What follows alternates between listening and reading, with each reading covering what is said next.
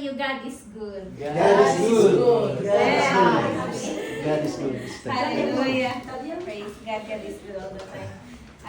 Today is a celebration. No? Celebration natin. May mga regalo tayong dala. So, it's a time for our giving, no? So, Christmas, no? Pag sinabing Christmas, nasa isip natin regalo, celebration, di ba? Iniisip natin na masaya. Amen. So, first time ko ito na kinabahan na. Kabad talaga. Kabad. Praise God. Hindi naman. At is ibang yung feelings ko ngayong umaga. No? So, kakaiba. No? So, yung nag-aaral ako kanina umaga, sabi ko, grabe Lord, naiyak talaga ako. No? Kasi, parang doon ko lang na-realize kanina na, oh nga, we celebrate Christmas. Kasi first time ko nag-preach din about Christmas. Yes, nakikinig din ako about Christmas. Pero, parang first time ko na pinag-aralan at dinaisik yung Word of God na talagang ano yung essence ng Christmas. No?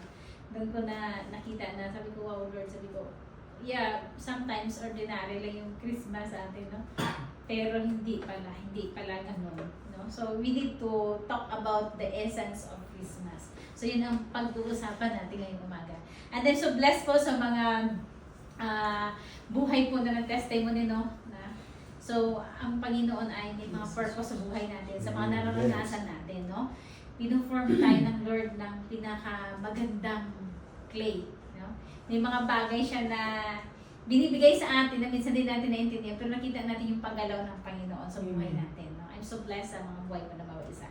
So, okay, ngayong umaga, pag-aralan po natin the essence of Christmas, no? Salvation with mission, no?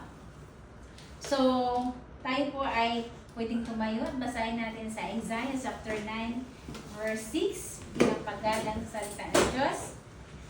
For to us a child is born, to us a son is given, and the government will be on his shoulders, and he will be called Wonderful, Counselor, Mighty God, Everlasting Father, Prince of Peace. Let's pray. Heavenly Father, we honor you.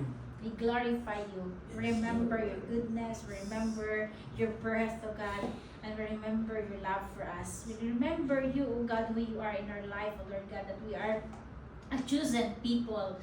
As a chosen people, and we are a part of your promises, O God. And we are here this morning, O Lord God. Speak to us, O God.